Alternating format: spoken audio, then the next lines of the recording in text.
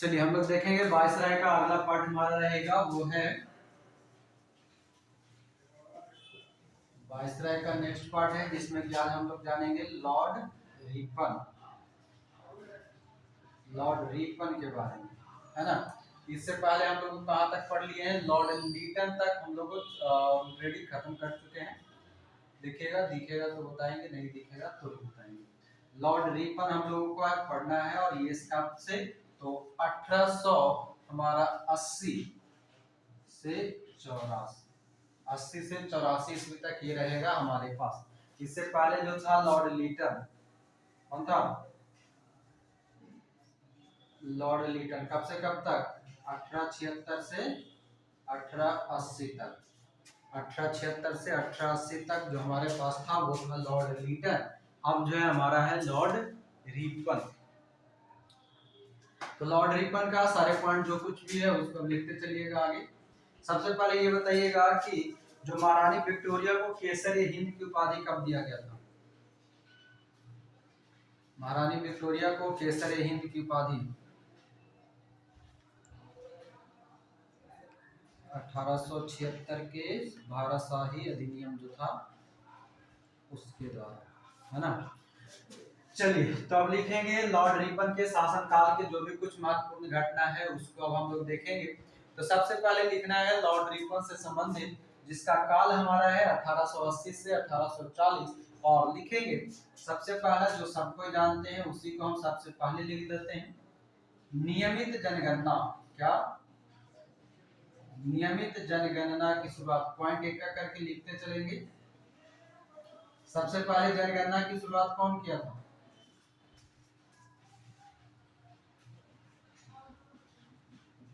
Lord Mayo के समय में हुआ था। कब, 1872, है ना। और ये नियमित जनगणना कब होगा, 1881 में। दोनों पॉइंट याद रख लेंगे, ये इसको एक जगह वहीं पर ब्रैकेट में लिख लेंगे। जो लॉर्ड मेयो के समय में था वो सिर्फ जनगणना का प्रयोग किया गया था, जबकि नियमित जनगणना प्रत्येक 10 वर्ष पर जो कराया जाएगा वो है लॉर्ड रिपन के समय में नियमित जनगणना 1881, लॉर्ड रिपन। क्लियर है। अब आगे आएंगे, दूसरा पॉइंट लिखेंगे 18 कब,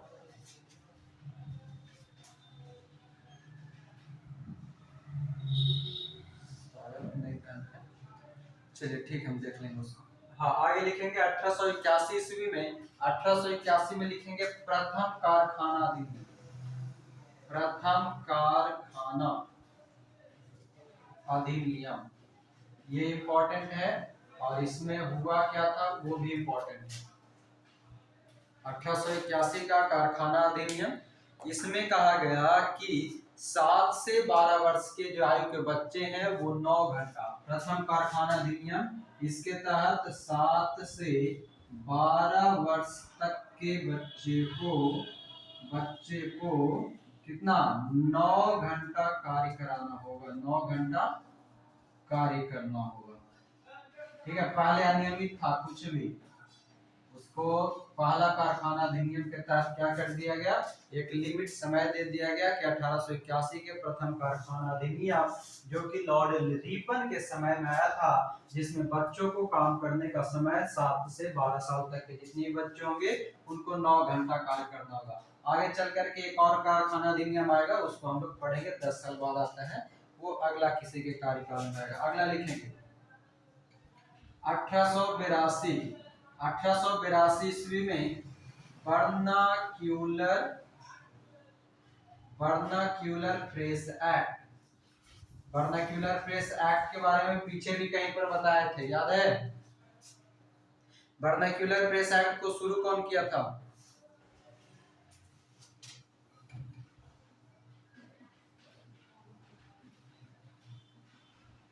लॉर्ड, ब्रैकेट में लिख लेंगे लॉर्ड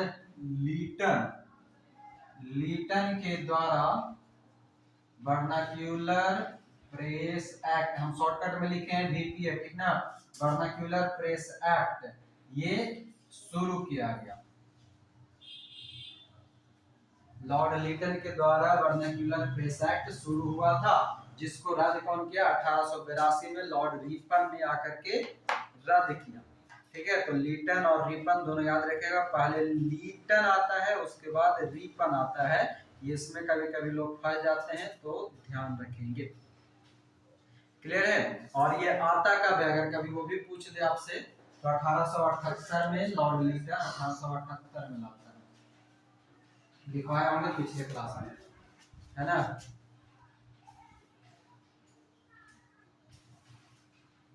1882 ईस्वी में वर्नाक्यूलर प्रेस एक्ट रद्द किया गया, और इसे शुरू कौन किया था? तो ब्रैकेट में लिख लेंगे, लॉर्ड लीटन के द्वारा वर्नाक्यूलर प्रेस एक्ट 1878 में शुरू किया गया। चौथा नंबर पॉइंट लिखेंगे, 1882 हो गया, 1881 हो गया, आगे लिखेंगे 1882 में, 1882 ईस्वी में स्थानीय स्वशासन की शुरुआत। 1882 ईस्वी में स्थानीय स्वशासन की शुरुआत। ठीक है, आगे लिखेंगे 1882 में, पांचवा, 1882 में केंद्र की वित्त व्यवस्था का विभाजन। 1882 में केंद्र की वित्त व्यवस्था का विभाजन, वित्त व्यवस्था का विभाजन। उसके बाद लिखेंगे 1882 में शिक्षा आयोग की नियुक्ति। 1882 ईस्वी में शिक्षा आयोग की नियुक्ति। 1882 ईस्वी में शिक्षा आयोग की नियुक्ति रहेगा सर विलियम हंटर इसका अध्यक्ष, लिख लेंगे, अध्यक्ष लिखेंगे sir William Hunter, sir William Hunter इसका अध्यक्ष रहेगा।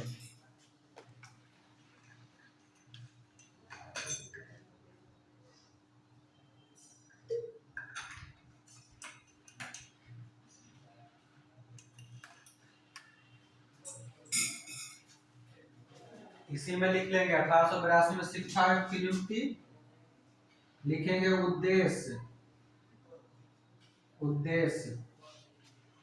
1882 में शिक्षा आयोग की नियुक्ति, उद्देश्य। वुड डिस्पैच कब आया था बताएंगे? 1854। वुड डिस्पैच में सुधार करने हैं, तो 1854 में गवर्नर कौन था? मतलब गवर्नर वाइसरॉय जो भी। हेलो जी, चलिए आगे, छह नंबर पॉइंट। 1882 में शिक्षा आयोग की नियुक्ति हो गया। उसके बाद लिखेंगे इसका शासनकाल कब से है? 84 तक है ना, तो 1883 लिखेंगे। 1883 ईस्वी में इलवर्ट बिल पारित हुआ।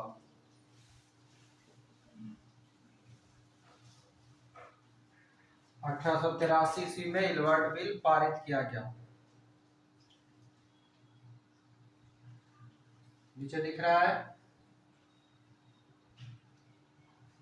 चलिए आगे। 1883 में इलवर्ट बिल पारित हुआ, ठीक ना। और आगे लिखेंगे अगला 7वां नंबर पॉइंट, 5, 6, 7, 8वां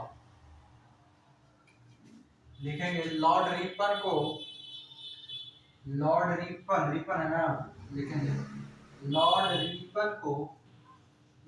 रिपन को फ्लोरेंस नाइटिंगेल, कौन? फ्लोरेंस नाइटिंगेल, नाम सुने हैं? फ्लोरेंस नाइटिंगेल ने लॉर्ड रिपन को फ्लोरेंस नाइटिंगेल ने भारत का उद्धारक भारत का उद्धारक की संज्ञा दी।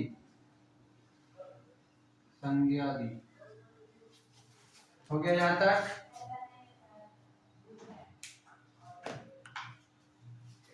चुकेंगे आते हैं, यहाँ तक नोट कीजिए।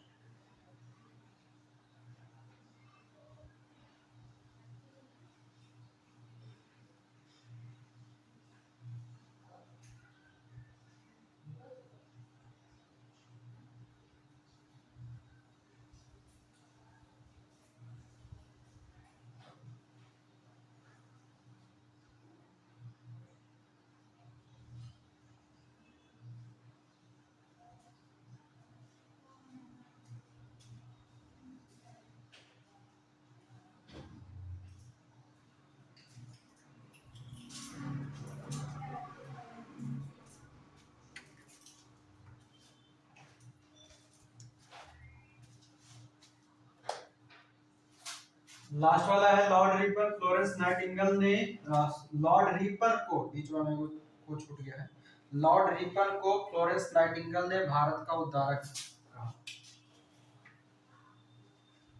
भारत का उद्धारक का ये वाला पूछेगा आपसे कि भारत का उद्धारक किसको कहा गया है, तो लॉर्ड रिपन को किसने कहा है, तो फ्लोरेंस नाइटिंगेल ने कहा है। मिटा दे ऊपर का पॉइंट, याद रखिएगा। कितना नंबर पॉइंट हो गया?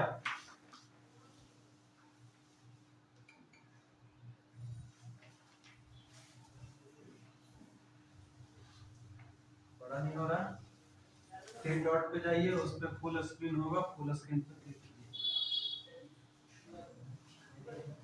3 वो डॉट होगा बगल में, उस पर क्लिक कीजिए, आ जाएगा।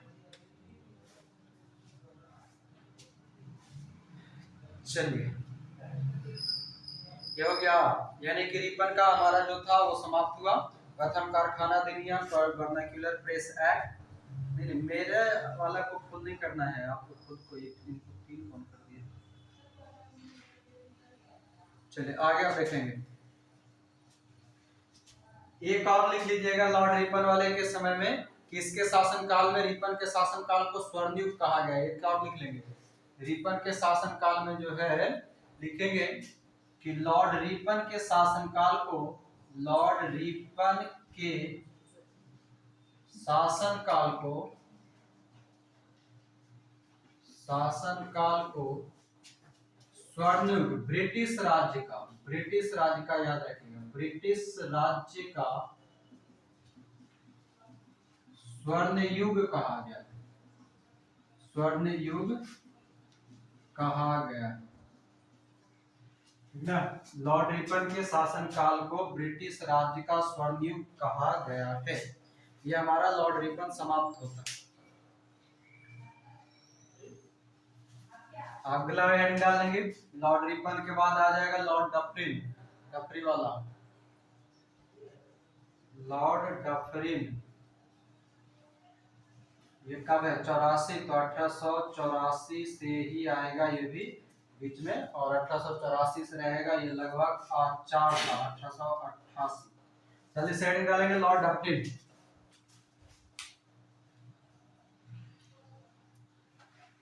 लॉर्ड डफरिन की हेडिंग डालेंगे 84 से 88,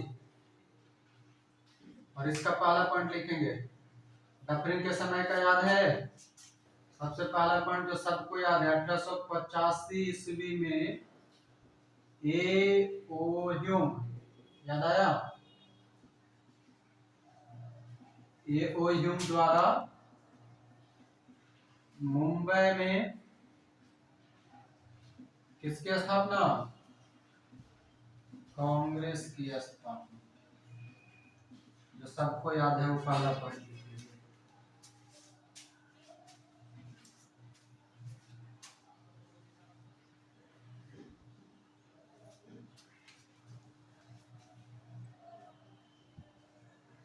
चलिए आगे लिखेंगे।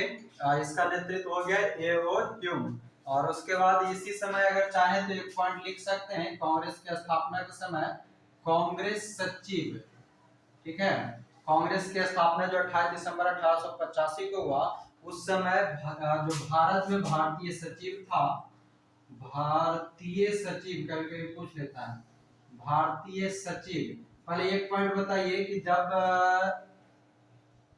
बंगाल का यानी कि पलासी का युद्ध हुआ था, उस समय बंगाल का गवर्नर कौन था? पलासी के युद्ध के समय का बंगाल गवर्नर बताइएगा। नहीं, उसके आगे कुछ नहीं है। और इसमें लिख लीजिएगा, भारत सचिव कौन है? लॉर्ड क्रॉस है। इस समय जब 1885 में कांग्रेस का स्थापना हो रहा है, उस समय भारतीय सचिव लॉर्ड क्रॉस है। अभी प्रश्न पूछे हम कि जो बंगाल या प्लासी का युद्ध हुआ था, प्लासी के युद्ध के समय बंगाल का कौन था? बंगाल का गवर्नर कौन था? जल्दी से सोच के बताइएगा, लिखा चुके हैं।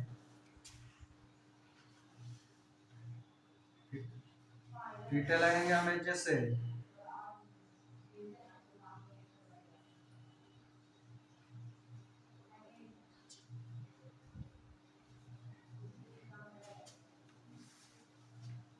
लिखवाए थे कुछ ड्रेक करके। चलिए आगे, अगला पॉइंट लिखेंगे। सारे लोग शांत रहिएगा। दूसरा पॉइंट लिखेंगे। पहला पॉइंट ये हो गया, दूसरा लिखिएगा। लॉर्ड डफरिन का बात चल रहा है, यानी कि 1884 से 1888 के बीच में लिखेंगे। 85 यानी कि 1885 से 1886 ईस्वी के बीच में तृतीय, हाँ लिखेंगे, तीसरा ओंगल बर्मा युद्ध 1885-86 में, तृतीय ओंगल बर्मा युद्ध। सब शॉर्टकट में लिख रहे हैं, समझिएगा। यानी कि 1885-86 में तीसरा ओंगल बर्मा युद्ध हुआ, ठीक ना।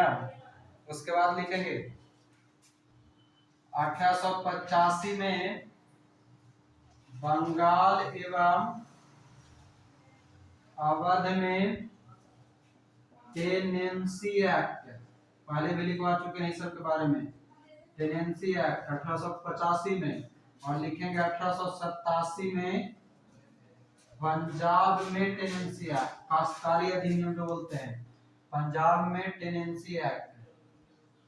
टेनेंसी एक्ट राइटिंग ना समझ में आएगा, कान को ध्यान में रखिएगा, ठीक है। 1887 में पंजाब में टेनेंसी एक्ट, 1885 में बंगाल और अवध में टेनेंसी एक्ट। यहाँ तक क्लियर है?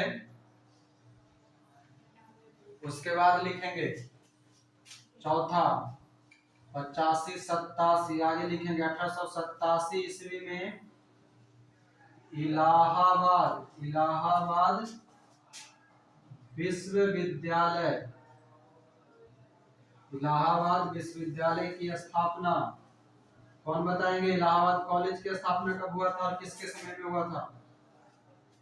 इलाहाबाद कॉलेज, अजमेर का मेयो कॉलेज, इलाहाबाद का मतलब कि मेयो कॉलेज, ये सब कब बना था? जल्दी से बताइए गवर्नर का नाम।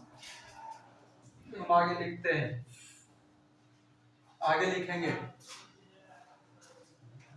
हाँ, मेयो के समय में सब बना था। लिखेंगे 1885 ईस्वी में, 1885 ईस्वी में स्त्रियों की दशा, स्त्रियों की दशा सुधारने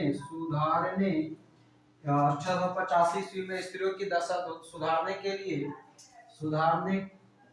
लिए लेडी डफरिन फंड की शुरुआत की गई। लेडी डफरिन फंड, इसको इन्वर्टेड कॉमा में कर लीजिएगा। फंड की शुरुआत मतलब फंड जमा किया जाता था, और फंड जमा करके उससे स्त्रियों की दशा को सुधारा जाता था। बात समझ में आ गया? किसका बात कर रहे थे? लॉर्ड डफरिन का। तीसरा ओंगल बर्मा युद्ध, हाँ 87 1887। जल्दी से इसको लिखिए। लॉर्ड डफरिन का कार्यकाल खत्म हुआ 1884 से 1888 का। ठीक है, अब इसको मिटा रहे हैं।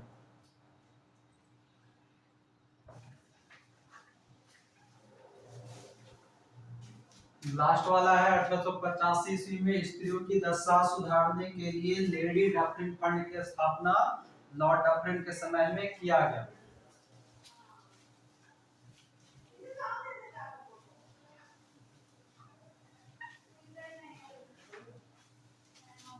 चलिए, डफरिन हो गया, यानी कि 88 तक हम लोग का खत्म हो गया। अब आ जाएंगे लॉर्ड लैंसडॉन। अगला लिखेंगे लॉर्ड लैंसडॉन। लैंसडॉन डफरिन कब समाप्त हुआ था? 88 में। 1888, 89, 90, 94, 1994, 1894 ईस्वी तक जाएगा। कौन? लॉर्ड लैंसडॉन।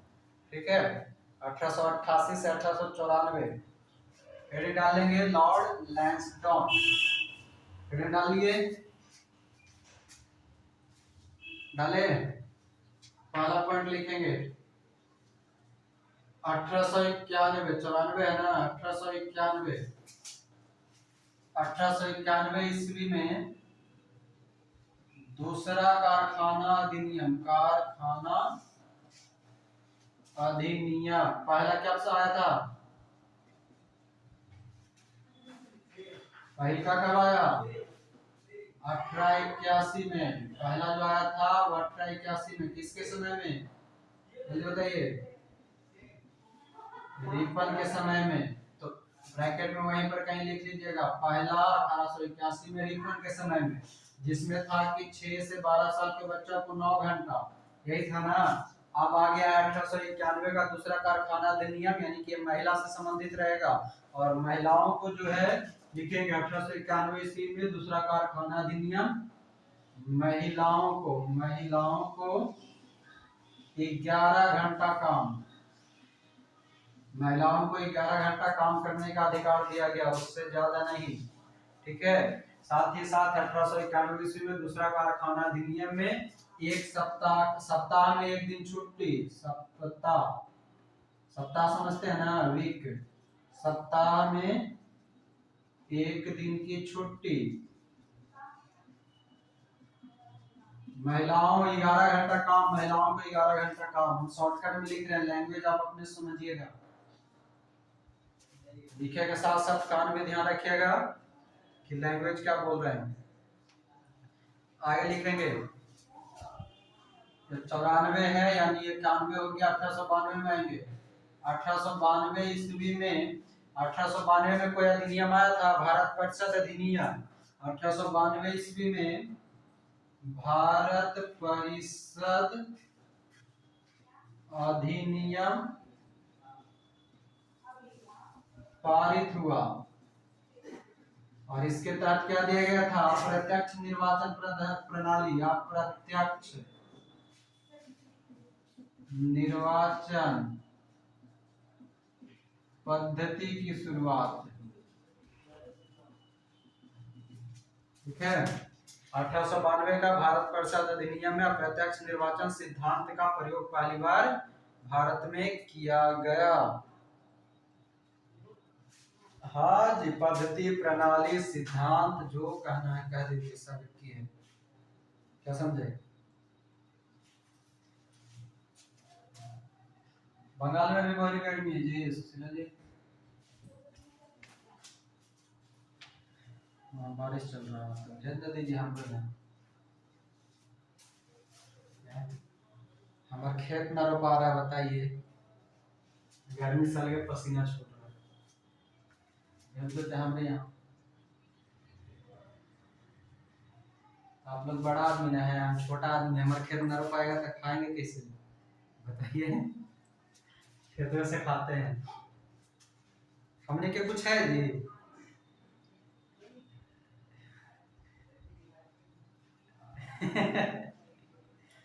किसान के सबसे बड़ा हाथ पैर कौन है? खेती। खेती मतलब गया, मतलब खत्म। आप बेटी है ना, खेती खेती करते नहीं ना है। अरे है तो सबसे बड़ा किसान, मगर वो सिर्फ नाम के है, काम के किसान नहीं है। किसान का कोई वैल्यू है कहीं पे बताइए तो।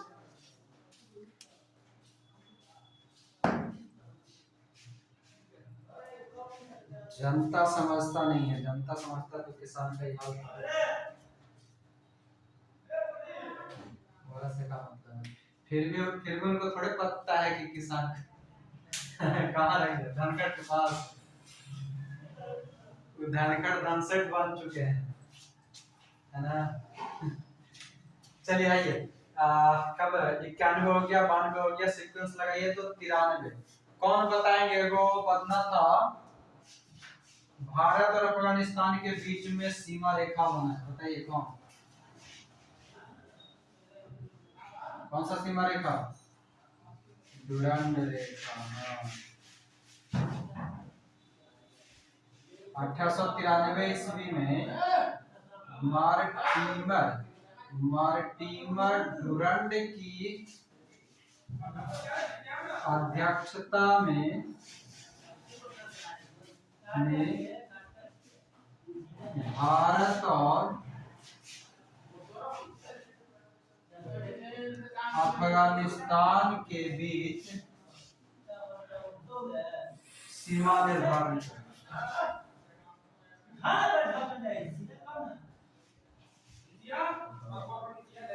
किया गया। हो गया। अब ध्यान रखिएगा, 1893 में मार्टिमल डुरंड के अध्यक्षता में भारत और अफगानिस्तान के बीच में सीमा निर्धारण किया गया, जिसे किस नाम से जानते हैं अभी? डुरंड लाइन, डुरंड रेखा, रेखा कहते हैं। अब एगो ब्रैकेट में लिखिएगा, ब्रैकेट में लिखिए, वर्तमान में डुरंड रेखा रेखा भारत और सॉरी पाकिस्तान और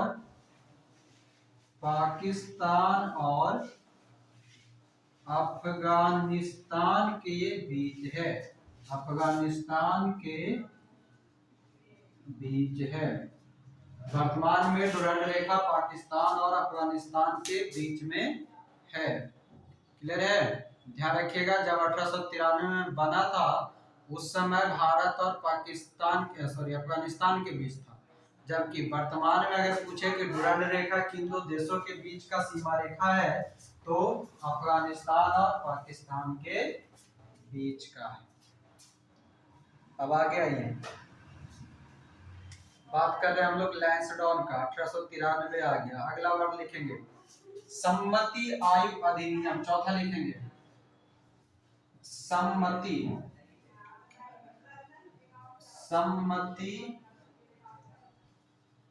आयु अधिनियम, सम्मति आयु अधिनियम 1891। ठीक है, 1891। इसी को इंग्लिश में हम कहेंगे, इसका इंग्लिश लिख लीजिएगा, कभी कभी इंग्लिश को पूछ देगा, Age of Consent Act, Consent Act 1891 लिखेंगे। सम्मति आयु अधिनियम 1891 या उसी को कहते हैं एज ऑफ कंसेंट एक्ट, जिसके तहत लड़की की विवाह की आयु अधिनियम, सम्मति आयु अधिनियम 1891 के तहत लड़कियों की विवाह का आयु 12 वर्ष कर दिया गया, कर दी गई। यही सब ठीक था 12-14 साल में, 18 साल से 23 साल 23 साल के ले जा रहा है जी।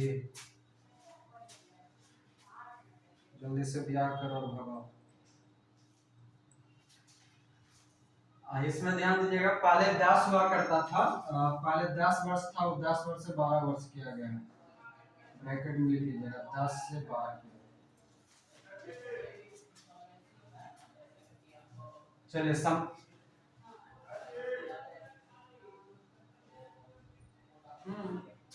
स्थानीय स्वशासन को पंचायती स्वशासन भी आप कह सकते हैं। चलिए ये हो गया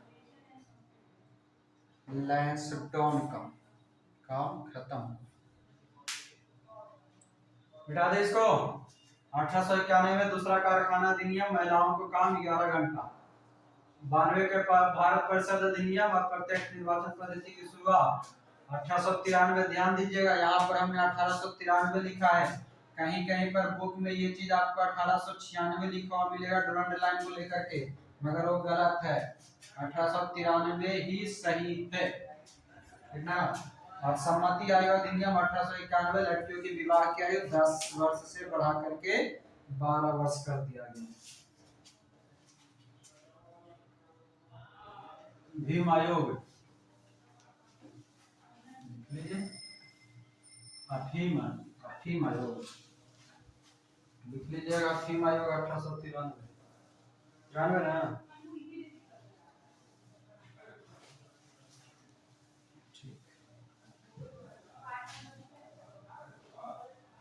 चलिए लैंसडाउन का लैंडफॉल हो गया। अब आगे लिखिए लॉर्ड एल्गिन द्वितीय।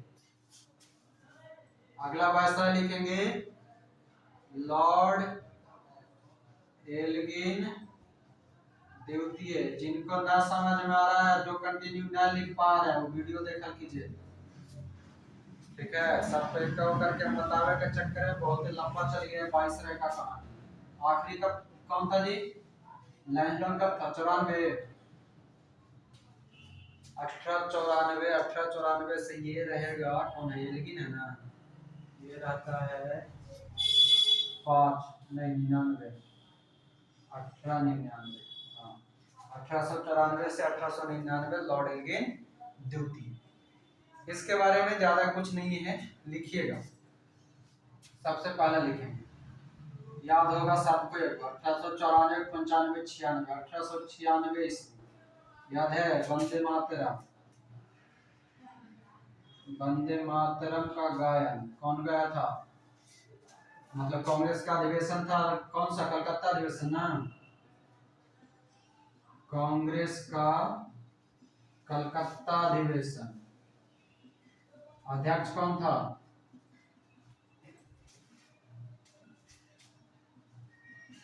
दादा भाई नौरोजी, ठीक है। इतना लिख लीजिए। ये वंदे मातरम लिखा कौन है? लेखा कौन है इसका? बंकिम चंद्र चटर्जी, ठीक है। आनंद मठ से लेवल है। चलिए तो 1896 का ये एक हो गया। उसके बाद लिखेंगे लॉयल कमीशन की नियुक्ति। बस खाली इतना लिख लीजिए, लॉयल कमीशन की नियुक्ति।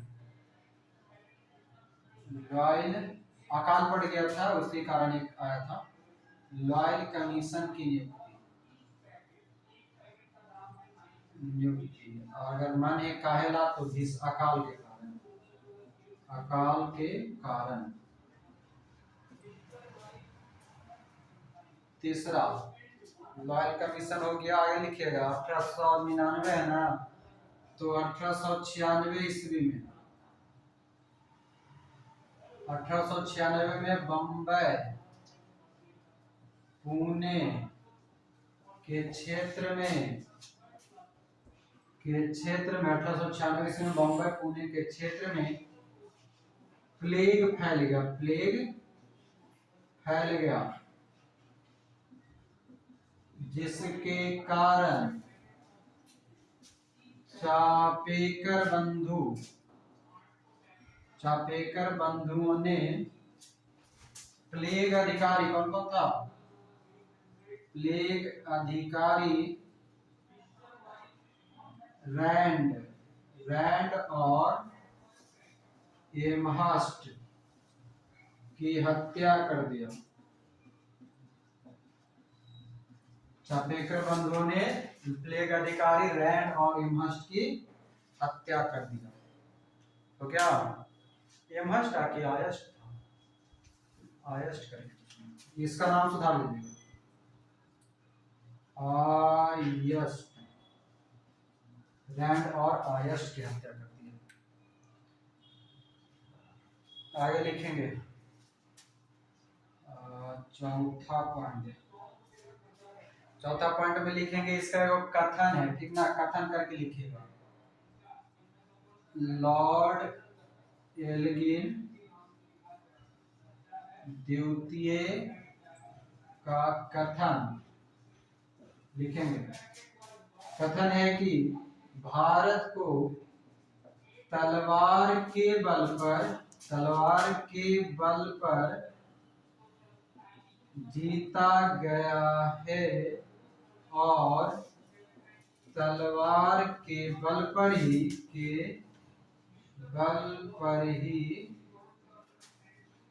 शासन किया जा सकता है। लैंग्वेज आगे पीछे हो सकता है, ठीक ना, ये हम अपना मन में जो था वो लिखिए, किताब वगैरह में कुछ कुछ और रह सकता है।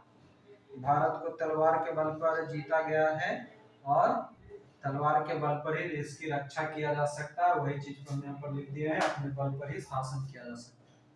राइटिंग ना समझ में आए तो आवाज सुनिएगा। अच्छे लोगों का राइटिंग बढ़िया नहीं होता है ना, इसलिए मेरा भी राइटिंग बढ़िया नहीं है। क्या चीज? हाँ तो वही तो कह रहे हैं, जो अच्छे लोग होते हैं वो आगे चल के महान बनते हैं। महान लोगों का राइटिंग अच्छा नहीं होता, महान लोग लिखने पर काम ध्यान देता है। सही बोले ना, लिखते हैं तो लगता है कि जो रहता है वो लगता है कितना जल्दी खत्म कर दे। बहुत सारे लोग जो होते हैं ना एकदम धीरे धीरे लिखता है राइटिंग बनाने के चक्कर में। मेरा बात नहीं, लिखने के चक्कर में जितना देर टाइम व्यतीत करेंगे उतना एक लाइन और आगे हम बढ़ेंगे। इसलिए ऐसा नहीं कि राइटिंग बिल्कुल एकदम ऐसा ही चौक है, राइटिंग है मगर जल्दी जल्दी लिखने के चक्कर में हम लपट देते हैं, है ना। थैंक यू सपोर्ट करने के लिए। हमको तो लगा कि कोई सबका सब विरोधी करता है। चलिए, नहीं नहीं, आपको सबको मतलब बोले तुलना करने के लिए, मतलब जो सपोर्ट किए उनको बोले, ऐसा नहीं कि खाली उनको बोले। आइए, जब लॉयल कमीशन है ना, लॉयल कमीशन का ईस्वी अगर मैंने तो लिख लीजिए 1897, छूट गया था। लॉयल कमीशन 1897 में आएगा अकाल को देखभाल करने के लिए, ठीक है। तो और कुछ बचा क्या? 1896 में कांग्रेस के कलकत्ता अधिवेशन, वंदे मातरम, लॉयल कमीशन, रेयरस्टोरेंट का हत्या, फिर तलवार वाला। ये कथन याद रखिएगा, अक्सर पूछ लेता है कथन वाला, ठीक ना। चलिए, और ये एल्गिन द्वितीय के कर पुत्र जानते हैं? लॉर्ड एल्गिन प्रथम का। लॉर्ड एल्गिन प्रथम पढ़े हैं, पढ़ाए थे ना पीछे। लॉर्ड एल्गिन प्रथम उसी का बेटा है लॉर्ड एल्गिन द्वितीय, और कुछ नहीं। चलिए, तो ये हो गया हमारा समाप्त। नहीं, ये वो और कुछ छूट रहा होगा, चारों को लिखेंगे इसमें। लिखे तो एक पॉइंट हम बोलते हैं, भारतीय सेना का एकीकरण कर, भारतीय सेना का एकीकरण कर, भारतीय सेना का एकीकरण कर एक सेनापति पद की नियुक्ति की। मतलब एक ही वो सेनापति रहेगा, वो एक सेनापति पद की नियुक्ति, मतलब पूरे भारत में एक ही सेनापति होगा। जो कहने का मतलब है, लॉर्ड एल्गिन द्वितीय ने क्या किया कि भारतीय सेना का एकीकरण कर दिया, यानी कि बंगाल का सेना अलग, पंजाब का अलग, बिहार का अलग, उड़ीसा का अलग, मद्रास का अलग, उस सब को क्या किया, एक जगह एकीकृत यानी कि जमा कर दिया, और जमा करके क्या किया, उसको एक सेनापति पद की नियुक्ति कर दी। तो ये हो गया हमारा लॉर्ड एल्गिन द्वितीय। मिटा दे इसको। अब आइएगा, अगला जो आ रहा है वो खतरनाक व्यक्ति है, व्यक्तित्व के नाम पे और उसके काम के नाम पे, मतलब अपना एग्जाम के नाम पर भी और उसका व्यक्तित्व के नाम पर, दोनों में वो खतरनाक व्यक्ति आने वाला है। कब तक है? 99 है ना, ध्यान रखिएगा। अभी तक ट्रेलर था, फिल्म दिखाने वाला अब आएगा।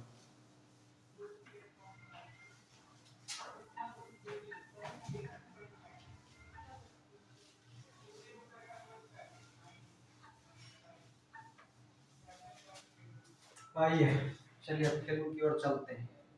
लिखेंगे अगला, लिखेंगे हम लोग अभी पढ़े लॉर्ड एल्गिन द्वितीय 1899, तो द्वितीय के बाद आ जाएगा कर्जा खाए वाला कर्जा खो, लॉर्ड कर्जन 1899 से 1905।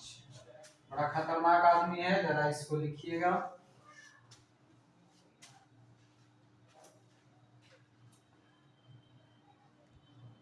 यानी कि ये होता यूं है, लॉर्ड कर्जन जो नहीं कहता है कि परेशानी के बाद में जो आता है किसी को उबारने वाला, वो वाला व्यक्ति है। हम लोग पढ़े पीछे लॉर्ड डफरिन, ठीक है, किसको, लॉर्ड डफरिन। लॉर्ड डफरिन के बाद से नहीं, लॉर्ड डफरिन उससे पहले रिपन, लॉर्ड रिपन, ठीक है, लॉर्ड रिपन। लॉर्ड रिपन के बाद से जितना भी आया, चाहे डफरिन आया, चाहे एल्गिन आया, चाहे और भी जो आया, वो सब के सब क्या किया था कि भारत की सत्ता को कमजोर कर दिया। क्या किया, भारतीय सत्ता को कमजोर करने का काम कर दिया, चाहे वो डफरिन का हो, चाहे रिपन का हो, चाहे लैंसडाउन का हो, या फिर लॉर्ड एल्गिन द्वितीय का हो। इस सब के शासन काल में भारत की प्रभुसत्ता जो था ब्रिटिश साम्राज्य के अंतर्गत, वो धीरे धीरे कमजोर होता गया। उसी कमजोरी को दूर करने के लिए एक व्यक्तित्व भेजा गया जो कि बड़ा खास था। ये अर्थशास्त्री खुद उसमें था, एक अच्छा सेनापति था, एक सैन्य कुशलता में इसके पास नेतृत्व था, सभी तरह से भरपूर, यानी कि वो क्या बोलते हैं, कॉम्बो पैक, ठीक ना। कॉम्बो पैक जो था, ये पूरा कॉम्बो पैक इसके पास मौजूद था। और ये आता है, इसके बाद हर तरह से, चाहे वो शिक्षा का सुधार हो, चाहे कृषि से संबंधित सुधार हो, चाहे वो फिर हमारा पर्यटन से संबंधित यानी कि आने जाने की सुविधा हो, सबसे भरपूर ये व्यक्ति आएगा, वो कहलाता है लॉर्ड कर्जन, जिसका शासनकाल क्या है 1899 से 1905। तब इसका एक का पॉइंट करके लिखना शुरू करेंगे लॉर्ड कर्जन का। चलिए लिखिएगा, इसका पहले पूरा नाम लिख लीजिए, कहीं अगर कभी पूछ दे तो, इसे पूछेगा नहीं है, पूछेगा तो आपको पता ही है, लास्ट में कर्जन लगा हुआ, ठीक ना, का पता करके घुमा के दे दे। जॉर्ज नैथानियल कर्जन, जॉर्ज नैथानियल, नैथानियल कर्जन, इसका पूरा नाम जॉर्ज नैथानियल कर्जन। चलिए लिखेंगे अब एक का करके।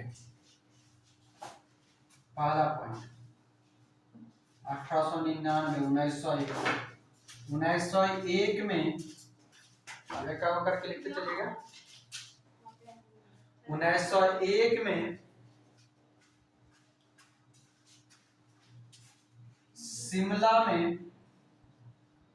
शिमला में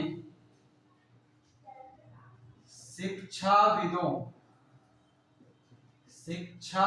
का सम्मेलन बुलाया। शिक्षाविद मतलब जो पढ़ा लिखा होशियार व्यक्ति था। शिक्षाविदों का सम्मेलन बुलाया। कब बुला रहा है, 1801 में, 1901 में, ध्यान दीजिएगा। हम लोग 1900 में प्रवेश कर चुके हैं। अगर हम गलती से, अगर 1900 के बाद वाला हिसाब 1901, 2, 3 में हम गलती से अगर 1800 बोल दे तो सुधार कर लीजिएगा, सुधार करवा दीजिएगा, ठीक ना।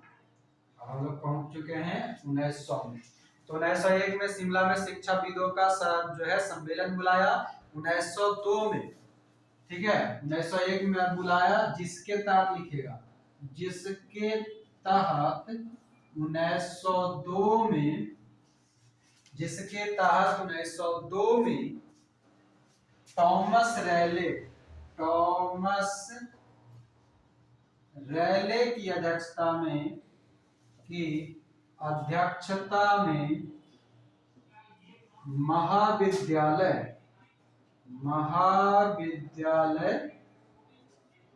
आयोग का गठन किया। आयोग का गठन 1901 में शिमला में शिक्षाविदों का सम्मेलन बुलाएगा। 1902 में महाविद्यालय आयोग का स्थापना करेगा। अध्यक्षता कौन करेगा? थॉमस रेले करेगा। ठीक है।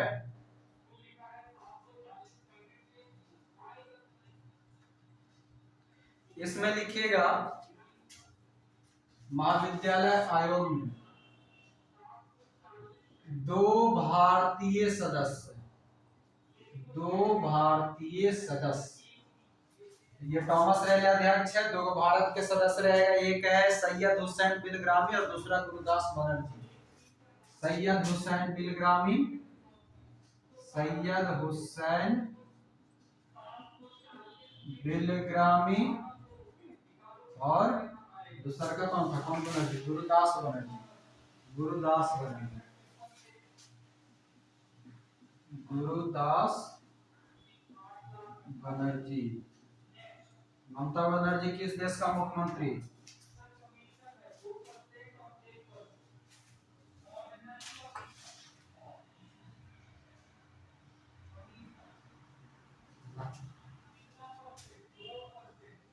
विश्वविद्यालय आयोग 2 में महाविद्यालय या विश्वविद्यालय?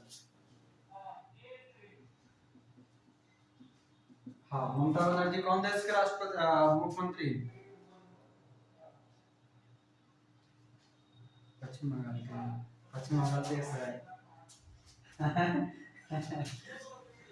देख रहे हैं सब आंसर करने लगे हैं, क्वेश्चन तो ध्यान नहीं है। पश्चिम बंगाल देश है, ये राज्य है। चलिए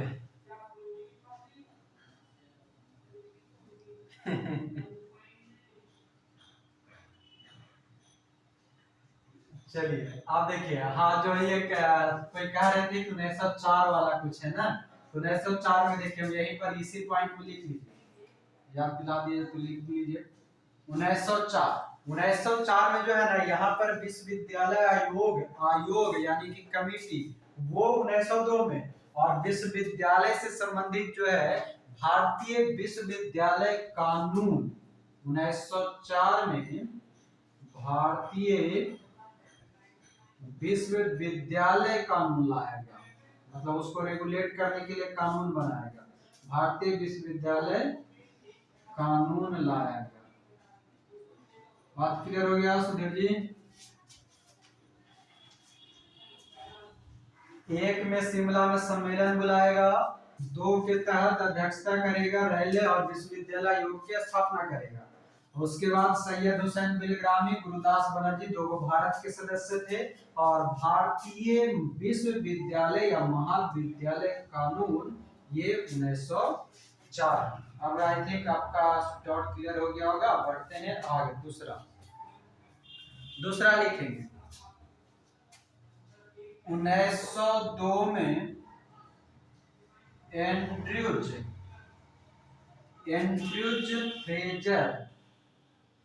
फ्रेजर की अध्यक्षता में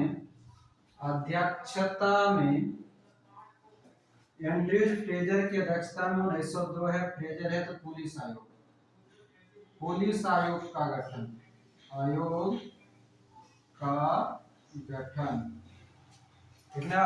1902 में एंड्रयूज फ्रेजर की अध्यक्षता में पुलिस आयोग का गठन। और इसी में लिख लीजिएगा 1902 हो गया, पुलिस आयोग हो गया, तो एक और पुलिस से संबंधित अगला पॉइंट लिख लीजिए, तीसरा नंबर 2-3। 1903 में CID, इसको इंग्लिश में बोलते हैं क्राइम इन्वेस्टिगेशन डिपार्टमेंट। आप लोग CID देखे हुए करते होंगे, पता नहीं सोनी मैक्स के किस पे आता है जो भी, ठीक ना। तो ये वही CID है, ऐसे वो सीरियल है, नॉर्मल CID ओरिजिनल वाला दूसरा है। तो 1903 में CID की स्थापना, ठीक है। क्राइम इन्वेस्टिगेशन डिपार्टमेंट इसका पूरा, सॉरी क्रिमिनल इन्वेस्टिगेशन डिपार्टमेंट होता है वो। आगे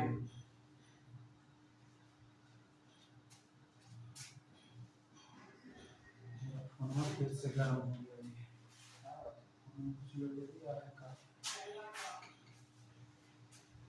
चलिए ये हो गया 1902। पुलिस आयोग। हाँ बोलिए।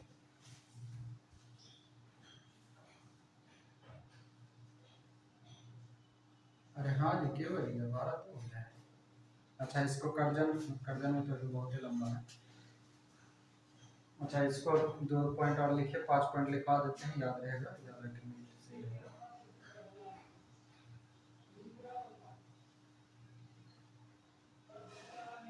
चलिए आगे लिखिए। हाँ चलिए लिखिएगा। Sir Antony MacDonald, Sir Antony MacDonald, Sir Antony MacDonald की अध्यक्षता में, सर एंटनी मैकडोनाल्ड की अध्यक्षता में ये बनाया जाता है एक अकाल आयोग, ठीक ना। अध्यक्षता में अकाल आयोग, और अकाल आयोग का गठन, और इसमें एक नारा दिया गया था, इसी में लिखिएगा नारा, नारा था सक्षम हाथ को काम, सक्षम हाथ को काम, ठीक ना। सक्षम हाथ को काम का नारा दिया गया, मतलब जो व्यक्ति मतलब क्या बोल सकते, समर्थ है कोई काम करने के लिए तो उसको काम दो, ये बात कहा गया। हाँ जो सक्षम है उसको काम देने, सक्षम हाथ को काम। चलिए ये हो गया, अब आगे लिखेंगे, लिखेंगे उसको छोड़ा देते, उसमें 4-5 पॉइंट है, एक साथ ले पाएंगे कल।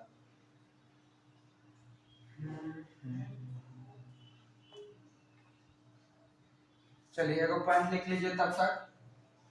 गोपाल कृष्ण गोखले ने, गोपाल कृष्ण गोखले ने लॉर्ड कर्जन की तुलना, लॉर्ड कर्जन की तुलना औरंगजेब से किया, औरंगजेब से किया। गोपाल कृष्ण गोखले ने लॉर्ड कर्जन की तुलना औरंगजेब से किया।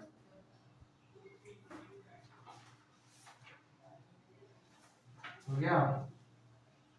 तो यार इसको यहीं पर रहने दीजिए, कल याद ध्यान दिलवाइएगा, लॉर्ड कर्जन ही आगे हम लोग करेंगे कंटिन्यू 1899 से 1905 के बीच में, ठीक है। जल्दी से इसको लिखिए। गोपाल कृष्ण गोखले ने, गोपाल कृष्ण गोखले ने लॉर्ड कर्जन की तुलना औरंगजेब से किया। औरंगजेब वही समझ रहे हैं ना, मुगल वंश की।